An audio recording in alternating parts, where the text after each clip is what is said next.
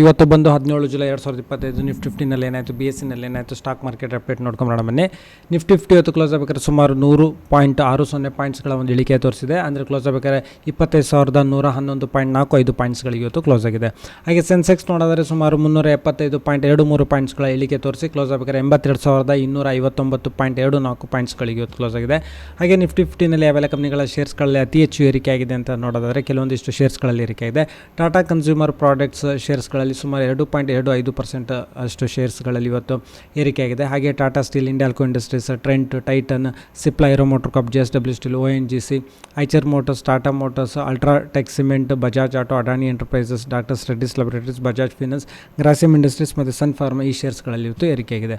ಹಾಗೆ IPO ನೋಡೋದಾದರೆ Monica ಆಲ್ಕೋಬೇವ್ limited, ಇದು SME IPO. ಇದು ಬಂದು ಪ್ರೈಸ್ ರೇಂಜ್ ಬಂದು 271 ರೂಪಾಯಿಂದ 286 ರೂಪಾಯಿ ಇದೆ.